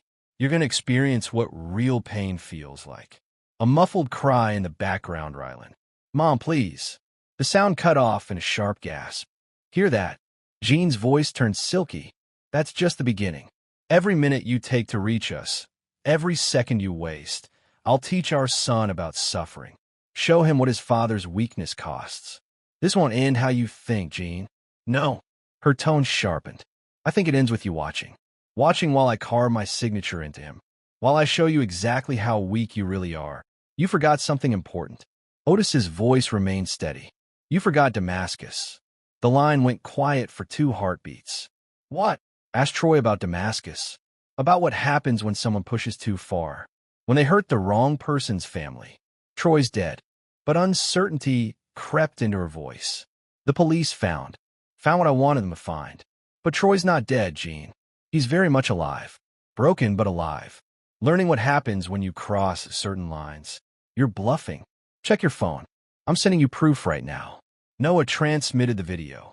Troy in the hospital, wrapped in casts and bandages, whispering his confession to the police, explaining how guilt over hurting Ryland drove him to attempt suicide. Impossible. Gene's composure cracked. You couldn't. I warned you. Otis guided his truck onto the unmarked road leading to the cabin. I told you what would happen if you hurt my boy. Now you'll learn what that warning meant. I'll kill him. Hysteria edged into her voice. I swear I'll. No, you won't. Because now you're starting to remember. Starting to understand what you created. Otis's voice went softer, more dangerous. I'm coming, Gene. And when I get there, you'll learn about real monsters. He ended the call as the cabin came into view. Light blazed from its windows, creating harsh shadows in the surrounding forest. Thermal shows 3 heat signatures, Noah reported. Gene's in the main room. Ryland's in the back bedroom. One more signature I can't identify. She brought backup. Want me to call in tactical support? No. Otis parked out of sight, checking his equipment. This ends personal. Just her and me. She's unstable. Unpredictable. Good. Otis moved through the trees like a ghost. Fear makes people stupid. Makes them make mistakes. The cabin security cameras were easy to spot amateur work, covering obvious angles. Gene thought like a civilian, focusing on entry points and windows. She'd forgotten how many other ways a trained operator could enter a building. Noah, kill the power. Give me 30 seconds of darkness. The cabin plunged into black as Otis moved. Inside, he heard Gene's frustrated scream, followed by Ryland's muffled cry. You can't stop this, Otis. Gene's voice echoed through the cabin. You're still the same weak man who couldn't keep his family together. Otis didn't respond. Didn't need to. Actions would speak louder than words. In the darkness. Gene was about to learn the difference between causing pain and understanding it. Between inflicting fear and mastering it.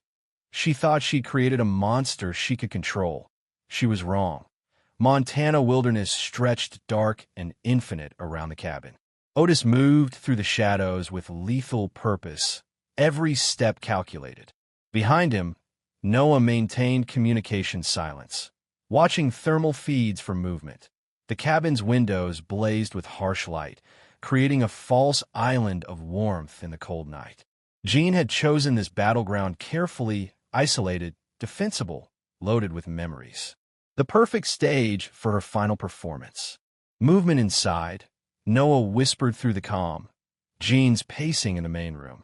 Ryland's heat signature shows elevated heart rate. Otis touched his earpiece. The third signature, stationary by the back door. Arm. She hired muscle. Want me to take them? No. Otis checked his equipment one final time. She needs to understand. Really understand what she created. Through the cabin's windows, they could see Gene moving restlessly. She held something in her hands, a knife, blade catching light as she gestured. You're out there, aren't you? Her voice carried through the walls. Watching, planning. Tell me, Otis, does it hurt? Knowing your son is crying for you. A muffled sound from the back room. Ryland trying to call out through whatever gag she'd used. Shut up. Gene's voice cracked with rage. You don't get to speak unless I say. Otis's radio crackled. Police bands active, Noah reported. Pharaoh's coordinating search teams, but he's sending them east. Buying us time. Good. Otis moved closer, using trees for cover. Security system? Amateur stuff. Cameras on obvious angles, basic motion sensors. She thinks like a civilian. She always did. Otis reached the cabin's blind spot, a section of wall between sensors. Time to remind her what professionals look like. He pulled out his phone, dialing Gene's number. She answered on the first ring, finally ready to beg. Her voice dripped false sweetness. You helped train Ryland's dog, didn't you? Otis kept his voice conversational. Remember what you taught him about tracking prey? What? How to circle. How to cut off escape routes. How to make the target feel safe before striking. If you're trying to scare me. No, Gene. I'm educating you. Teaching you what real hunters look like. A crash from inside Jean's, composure slipping. You can't touch me. I've got the mercenary by the back door, ex-military by his stance. Probably expensive. Her breath caught. How did you? I see everything, Jean. Just like I saw what you did to Rylan. Every bruise, every break, every time you smiled while Troy hurt him. He needed discipline. Hysteria edged into her voice. You made him weak, just like you. No, you just never understood strength. Otis moved closer, silent despite the frosted ground. Real strength isn't about hurting people. It's about precision, control. Things are losing right now. Through the window, he could see her turning in circles, knife flashing. Fear had replaced her usual cold calculation. I'll kill him, she screamed into the phone. I swear I'll know. You won't. Otis's voice went softer, more dangerous. Because now you're starting to remember, starting to understand what happens when you push someone too far. You're nothing. But her hand shook as she gripped the knife. A pathetic man playing soldier. Damascus. The word hung in the frozen air. Remember Damascus, Jean? What happened to the last person who threatened my family? The knife clattered from her fingers. Finally, real fear in her eyes. That's right. Otis watched her spin toward shadows that weren't there. You're remembering now. What I was before you met me. What I can do when someone hurts people I love. You're bluffing. You can't. Check the back door. See how your expensive mercenary's doing. Jean ran to the rear of the cabin. Her scream told him she'd found the unconscious guard, carefully positioned to send a message. That's impossible. Her voice shook through the phone. Nobody could. I warned you. Otis moved to his final position. I told you what would happen if you hurt my boy. Now you get to learn what that warning meant. Inside, Jean fired wild shots through windows, emptying her pistol at shadows. Each bullet sparked off trees, showing her panic. Face me, she screamed into the darkness. Stop hiding and face me. But I am facing you. Otis's voice came from everywhere and nowhere. I'm right here, teaching you about fear, about consequences. Her gun clicked empty. The sound echoed through the cabin like a death knell. You remember now, don't you? Otis continued as she frantically reloaded. What the police found after Damascus. What was left of the people who hurt my team. Stop it. Another wild shot into darkness. Just stop. Can't stop, Jean. Not until you understand. Really understand what kind of devil you created. A small voice cut through the chaos. Rylan, calling from the back room. Dad! Jean spun toward the sound, raising her gun. Fatal mistake. The cabin plunged into darkness as Noah cut the power. In the sudden black, Jean's scream mixed with the sound of breaking glass. The hunt was over. Time for the reckoning to begin. Darkness transformed the cabin into a maze of shadows. Jean fired blindly into the black, each muzzle flash temporarily blinding her.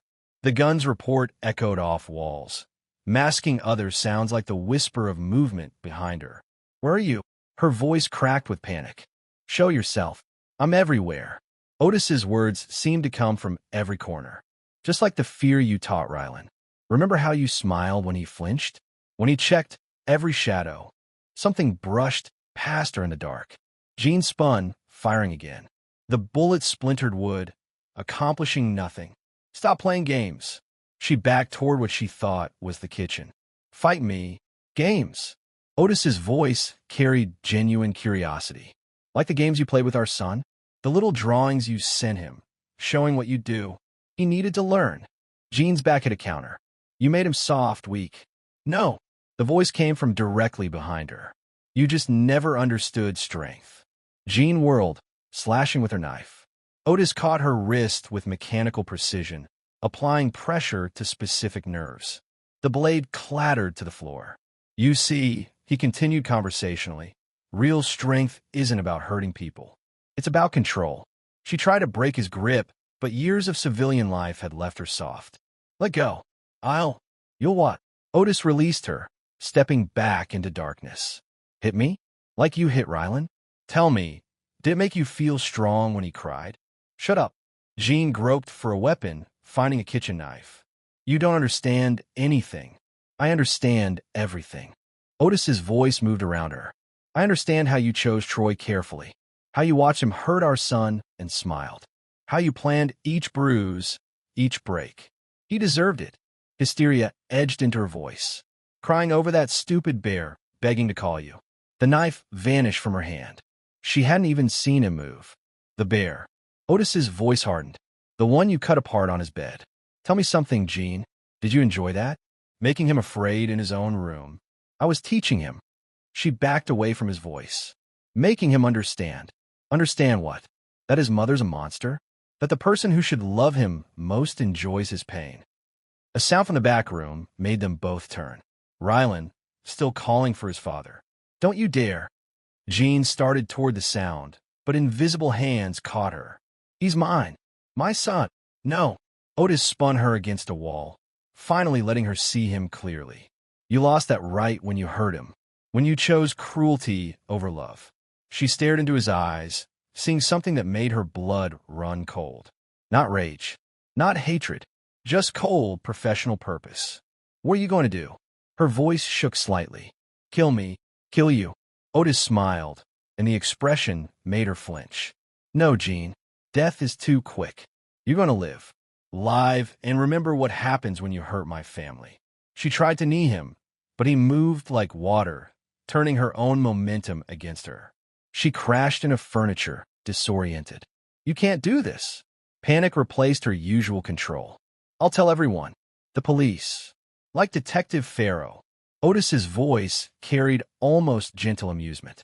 The one who's already confessed to taking bribes? To covering up child abuse? You're lying. Check your phone. The video's already gone viral. Troy's confession, too, such a touching story about guilt driving him to attempt suicide. Jean fumbled with her phone, seeing the truth in headlines and shared videos. Her carefully built world crumbling with each swipe. No, the phone slipped from nerveless fingers. This isn't possible, but it is. Otis moved through shadows like a ghost. Everything you built, every piece of power you thought you had, it's all gone. Your reputation, your freedom, everything. I'll find a way. She grabbed another knife from the counter. I always find a way. Not this time.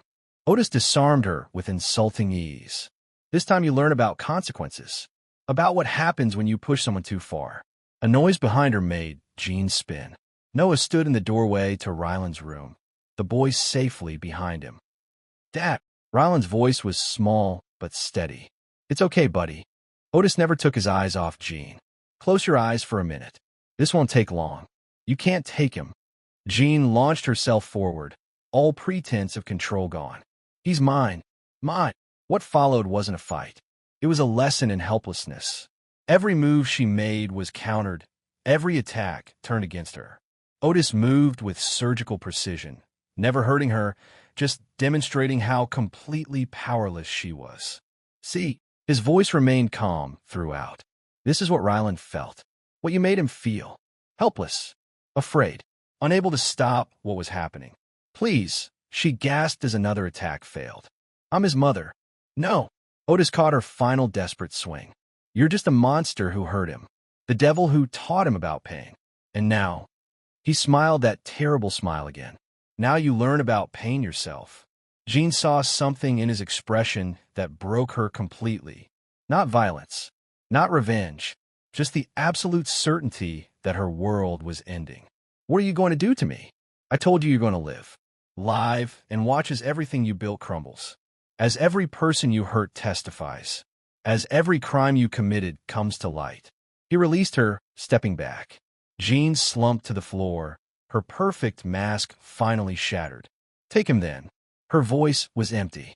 Take everything. No, Jean. You don't understand. Otis moved to his son, gathering him close. I'm not taking anything. You destroyed it yourself.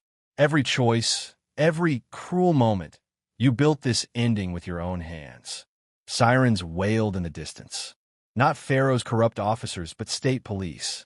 Real justice approaching. One last thing. Otis turned to the door. Remember this moment. Remember what happened when you tried to break something unbreakable.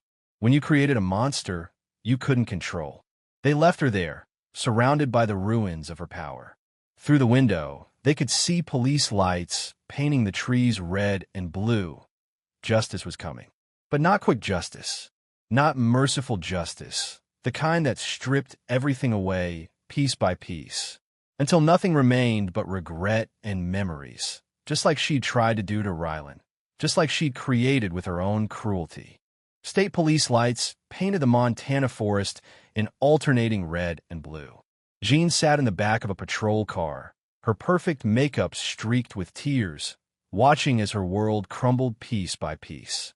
Evidence bags filled with her artwork to Rylan. Computer records of her orchestrating the abuse. Troy's video confession playing on officers' phones. Detective Weber from the state police stood with Otis, reviewing documents on a tablet. "We've got her dead to rights," the detective said. "Child abuse, conspiracy, kidnapping, she's looking at 20 years minimum. Make sure she serves every day." Otis watched Jean through the car window. No deals.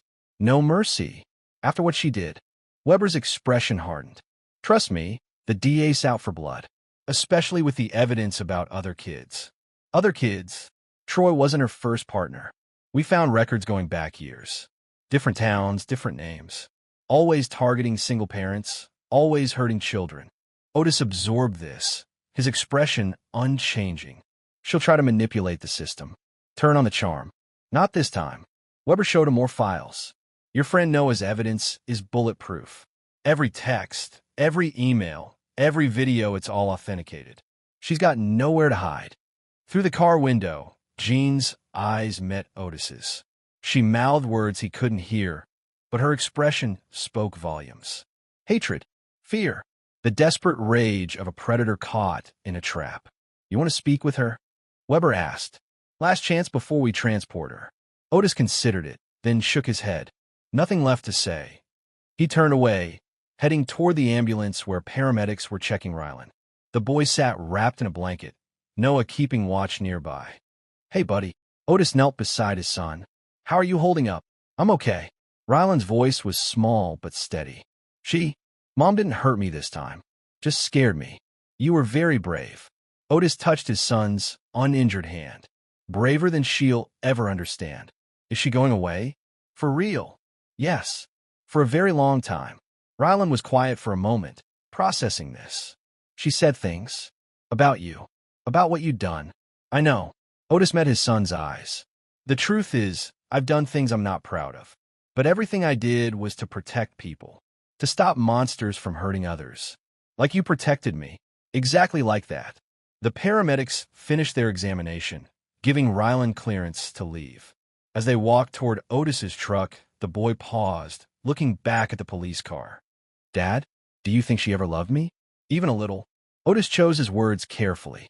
"I think she doesn't understand love the way normal people do. For her, it's about control. About owning people. But you love me different." "Yes." Otis gathered his son close. "Real love is about protection. About doing anything to keep someone safe." Noah approached, his expression grim. They found more at her house. Plans for other families, other children. She was going to expand her operation. "Not anymore." Otis's voice carried finality. "Now she gets to watch everything burn." Through the trees, they could hear Jean screaming as officers discovered more evidence in the cabin. Her perfect mask completely shattered, revealing the monster beneath. "Time to go home," Otis said softly. Months passed. Winter gave way to spring, snow melting from Montana's mountains. In their new house near Flathead Lake, Otis watched Rylan heal slowly but steadily. The trials made national news. Jean's crimes exposed for the world to see. Troy testified from his hospital bed, still bearing the marks of Otis's education. Detective Farrow turned state's evidence, revealing years of corruption. But more importantly, Rylan smiled again. The nightmares came less frequently. The flinching at sudden movements faded. One morning, they stood together by the lake, watching sunrise paint the water gold.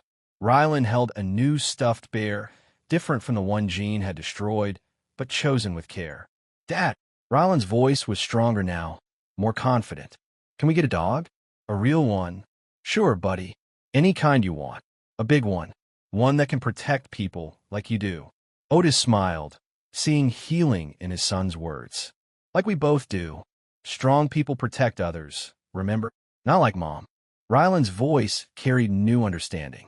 She thought hurting people made her strong. That's right.